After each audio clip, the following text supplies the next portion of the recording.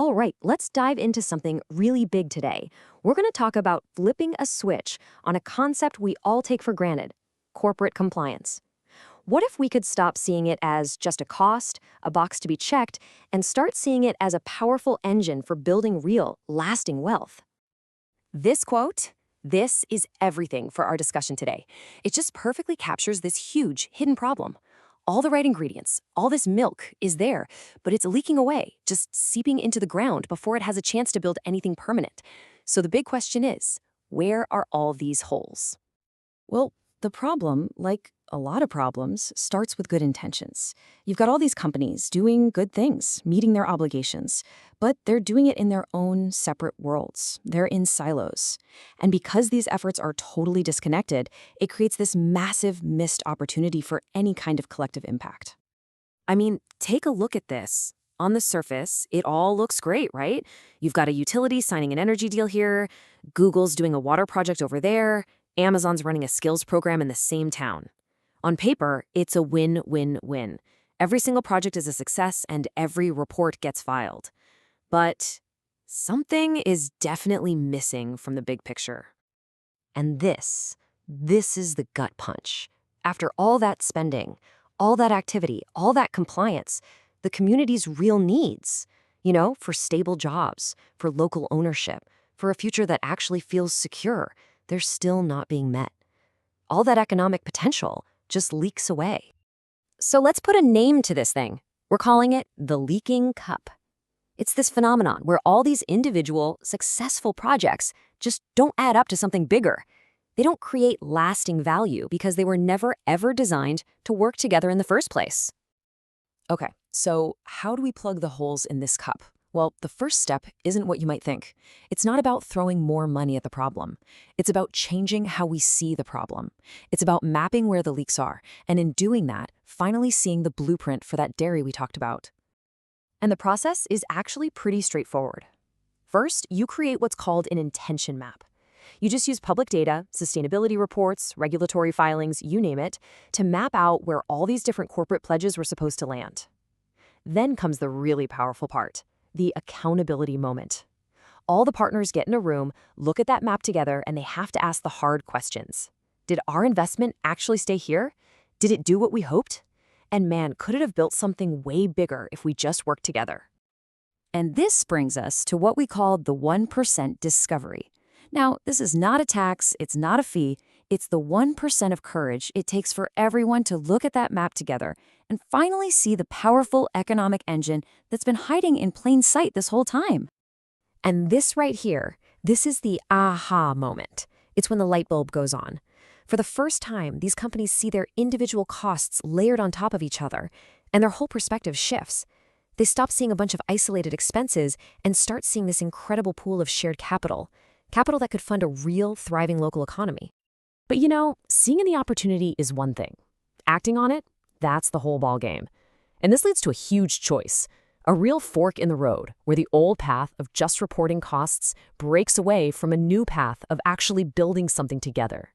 And this just lays it out so clearly. The old path is passive. You see the leak, you shrug, you file the report, and you let all that value drain away. But the new model, it's active. You make a commitment to build the dairy, you form what's called a regenerative entity, and you turn all those separate streams of money into one powerful venture. This is where the 2% commitment comes in. And I have to be super clear here, this is not another fee, it's not a tax. It is simply the agreement to pool a tiny fraction, just 2%, of the money they were already spending to fund the new organization that will manage their combined investment. So we've found the problem, we've made the decision to act. What does this dairy actually look like? Well, this is the really exciting part. This is where compliance stops being a boring cost center and becomes a full-on venture studio. This new organization is called a regenerative entity, or an RE. Think of it like a new kind of company. It's sovereign, meaning its partners govern it, it's anchored to a specific place, and its entire mission is to take those compliance obligations and transform them into actual revenue-generating businesses. And just look at the potential here. We are not talking small ball. This isn't just about planting a few trees. The RE becomes a venture studio that can anchor and govern the next generation of technology. We're talking about AI trained on unique local data, Climate tech deployed at a massive scale. The sky is the limit. Now, here is maybe the most important shift in thinking. The RE doesn't just manage the process. It doesn't just check a box saying, obligation met. No, it monetizes the outcome. So a restored watershed suddenly becomes sellable water credits. Carbon captured in the soil becomes a valuable product. Compliance stops being an expense and starts generating its own revenue. And that brings us to the most powerful number in this whole model, 98%. What is this? This is all the rest of the capital, the money that was always in the corporate budgets for these projects. It was never missing. It just needed a vehicle, the RE, to unlock it and turn it from a bunch of scattered spending into focused, powerful venture funding. So when you put it all together, what we're really talking about here is a fundamental paradigm shift. It's an invitation to stop thinking about compliance as a burden you have to carry and start seeing it as maybe your most strategic source of capital.